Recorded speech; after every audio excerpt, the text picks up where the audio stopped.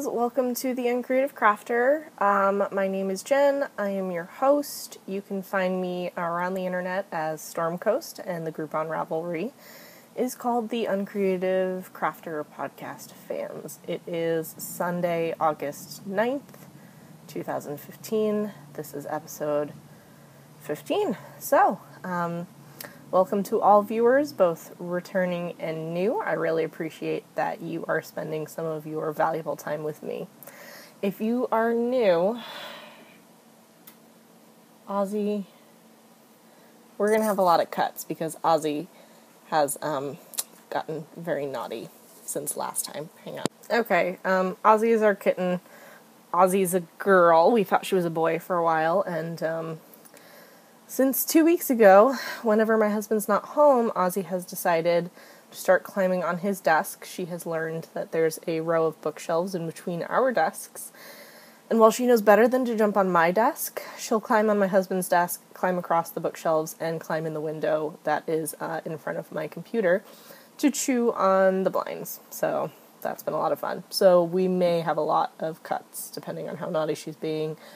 Tried playing the feather game to tire her out, and obviously that did not work. So anyway, now that I've blathered about my kitten for 3, 4, 10 minutes, okay, where was I? Primarily fiber-related video podcast. I occasionally do a couple of other crafts, and then I talk a little bit about my life, if you're just checking me out for the first time. Again, welcome. Alrighty, Let's go find out what Ozy's doing. How do you even get these things? This one might just be called Jen and the annoying cat named Ozy. I don't know. Let's get on into things again. So, it must have been last weekend, my husband and I went to Rutland, Vermont. He had an appointment to do something. It unfortunately fell through unexpectedly, but we did get to sort of enjoy being back where we used to live and, support local and visit the farmer's market and go to some of the stores we used to go to and support some of those people as well. So seriously, Ozy, you have to get away from all of my yarn. She's trying to climb up on my keyboard. You are going to make it impossible to podcast. Did you know that?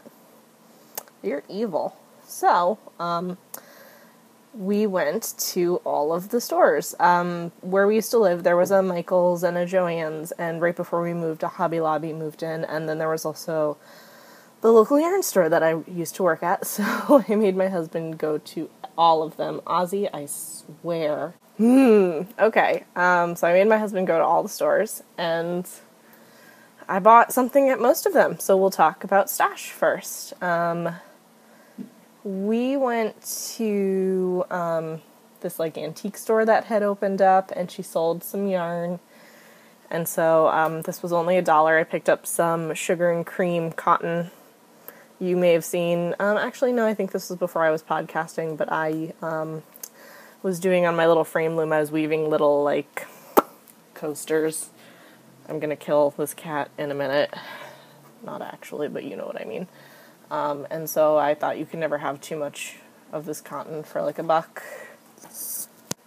I feel kind of mean locking her in the bedroom, and she's probably gonna start meowing and knocking stuff over, but for right now, we're just gonna try it. See if we can get through some stuff. Alright, let's zip through this. So, got the peaches and cream, sugar and cream, from the antique store, and then went to Joann's, didn't see anything that I particularly cared for. Went to Hobby Lobby. I have decided that I'd like to make a pair of socks in just solid colors, or mostly tonal colors, as opposed to the self-striping and the variegateds that I've been buying a lot of. And I would like to do one in every color of the rainbow. And having said that, I picked up at Hobby Lobby some Red Heart, Heart and Soul in the ivory colorway, which astute people who are not colorblind will know that's not a color of the rainbow. It's basically white. But, it was on sale. They were $2 off each, so I'm like, whatever. So I picked some of that up. And then I picked up this interesting yarn that I've actually not heard of before, and it looks like it's still pretty new, only a few months old. And this is called Red Heart Scrubby, which it says it's great for dishcloths. It's a worsted weight polyester yarn. And I mean, you can see it almost looks like a boucle-ish yarn. Not extremely rough to the feel. And I'm not going to make a dishcloth out of it, but I think I might try to make some face cloths just for some exfoliating in the shower to see how that turns out. So I'm very interested to see what that's like. All right, so we went over that one. I can't talk about that one. Did that one. Okay, and then we went to my local yarn store where I used to work. I did have something in mind, which I can't talk about too much because it's in a package that is on its way to Andrea of the Cat Lady podcast. She is kindly sending me a package, and she's like, no, you don't have to send me anything in return, don't worry about it. And I said, well, at least, let me send you something just because you're being nice to me. So I purchased her a little something, which I'll be able to talk about in my next podcast, and she may be talking about on her next podcast, depending on when she gets it. Can you guys hear her in the bedroom? This is awful. And then I also picked up, because I wanted to get, over a certain dollar amount, you get little X's on the frequent fiber card. And so I picked up, and I swear to God that I have one of the keychains already, but I can't find it.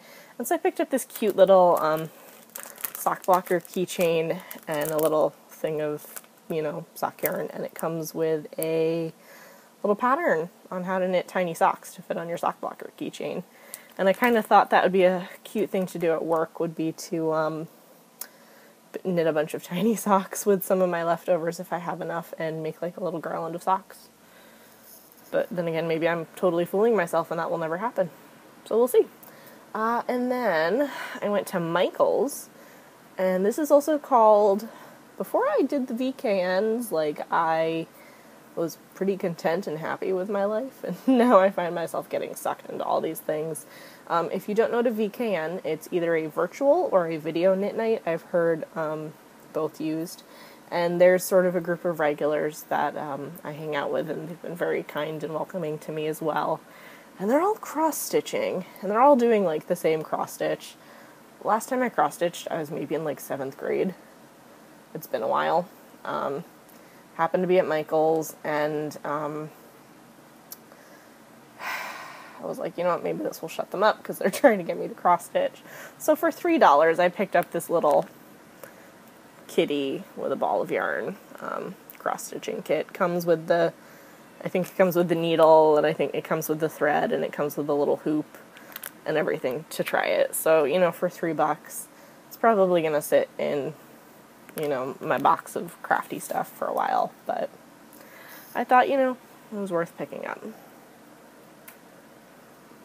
And then, if you are a member of the Mad Color Fiber Arts Geek Tour, and I always get that wrong. If you signed up to do Mad Color Fiber Arts Doctor Who Tour, I got the first shipment of yarn and I'm about to show it off, and so if you don't want to be spoiled, or if you are interested in this club, even though we got the yarn already and you don't want to see it, look away, give me 30 seconds, a minute or whatever.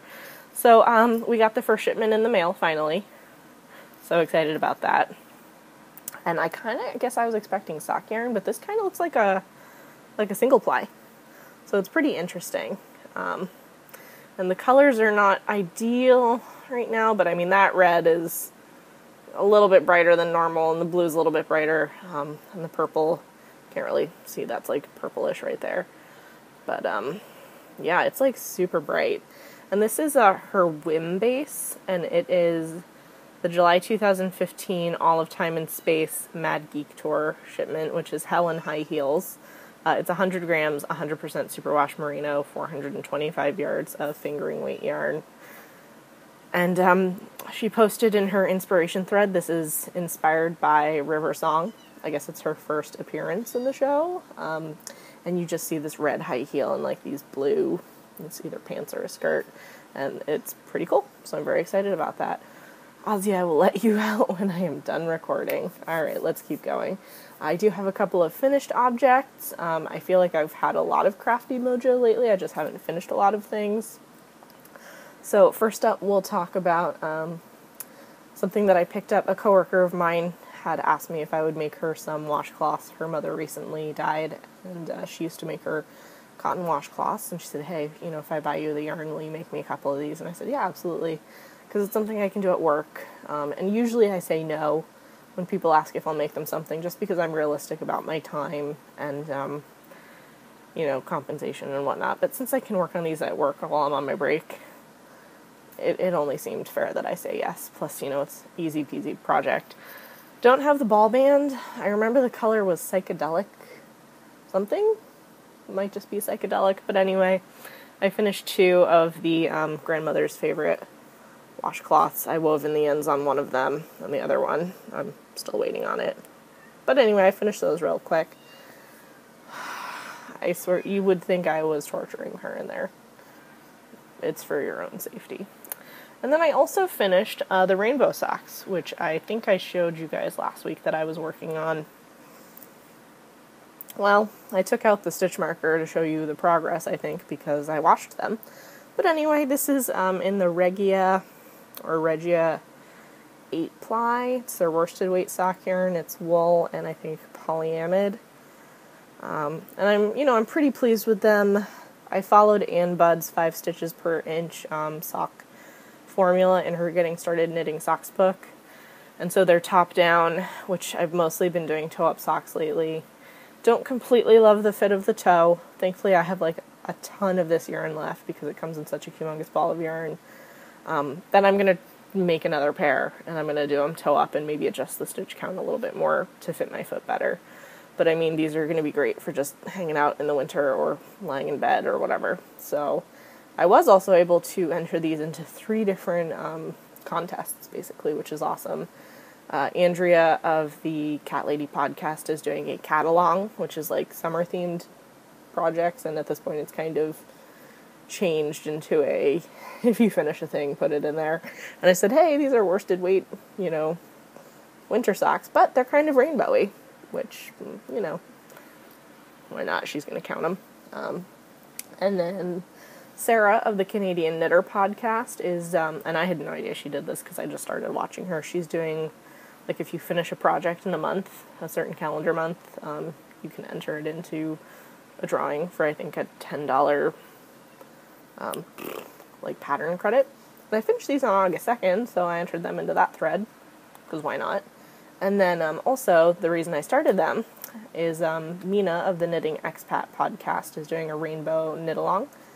And, I'm gonna sneeze.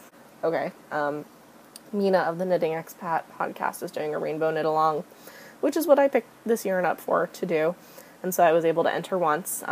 If I finish another pair by September 30th, which I'm pretty sure I can do, I'll get to enter a second pair, which is pretty cool. So I've got 3 shots at winning a prize with these socks, which is awesome. So those are my finished objects, and I've got a lot of stuff that I'm working on. Oh my gosh, that's some really god-awful spelling in my show notes. Alrighty, last week I showed you guys my Knit Picks Stroll Vibrant Violet socks, which is in the Knit Picks Stroll yarn base. And when you guys last saw them 2 weeks ago, they were here. Obviously, I finished the foot, put my lifeline in for the heel, because I've learned my lesson, did my short row heel, knit, and then I knit like 5 inches of 2x2 ribbing, which just took forever. Obviously, I still need to weave the ends in, but I'm pretty pleased. I am still, most sock patterns for fingering weight for a woman's foot are 64 stitches, and that's just not quite the good fit for my foot. I have small feet, but I have wide feet, and so I'm still kind of learning my measurements, and so I sort of adjusted. I've been doing the shorty socks, and I've been doing them at 70 stitches, but I've never done a full-size sock at 70 stitches. And so these seem to fit a lot better. The ribbing is working well. I used the stretchy bind-off I learned from Very Pink Knits, which I'll post a link in the show notes, and it seems to fit my leg perfectly. Sometimes with the cast-ons and the bind-offs. They're just too tight, and I have to fold down the ribbing. So it's like, what's the point of doing 5 inches of ribbing if it's not going to stay up on my leg? But that's going really well, so one sock is finished. And I actually started the second sock.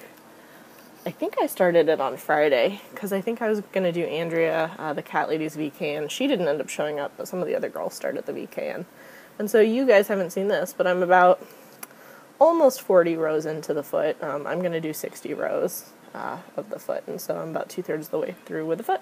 And these are on my Chow Goo size 0s. Not loving them for magic looping, but it does not hurt for me to have more size 0 needles, because that's how I knit my socks. And then, because I bought some Felici, or Felici, however you pronounce it, and I wanted something fun, because, you know, they're beautiful socks, but they're just one color, even though I'm planning on making just one color socks.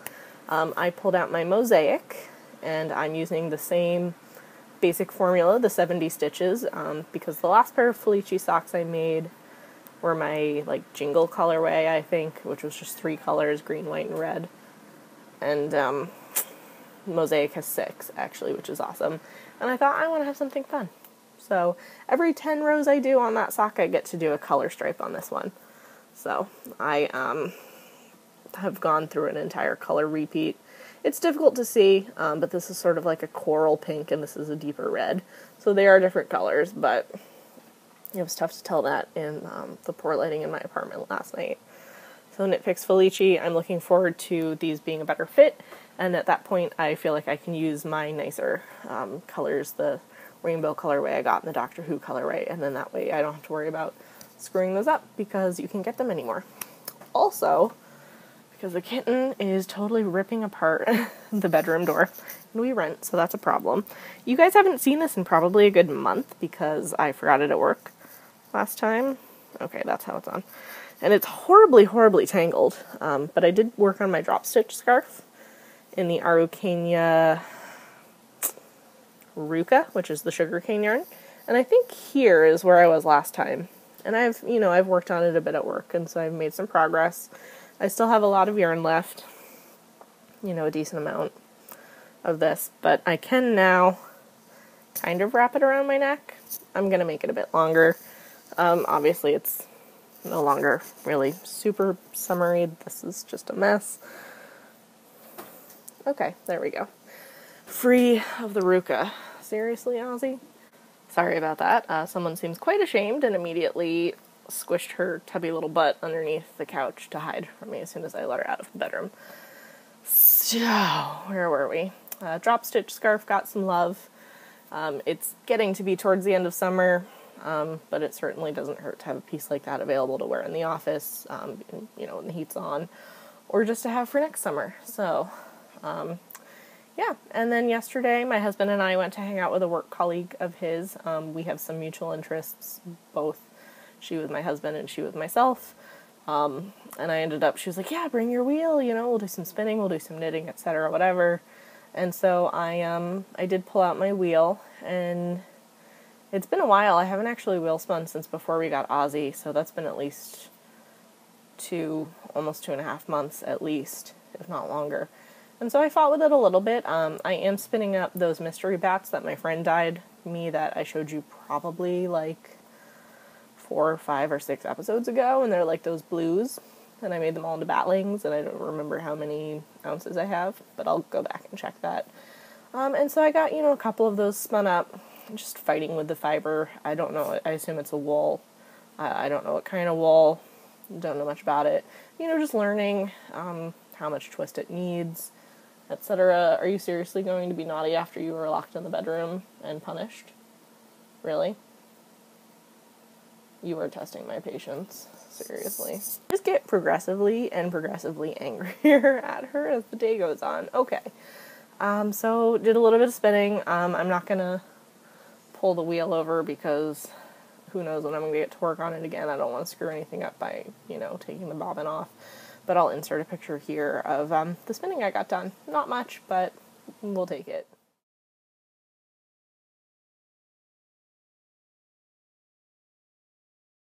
And then, just because Ozzy's being naughty, naughty little lady, we will move quickly into On the Edge.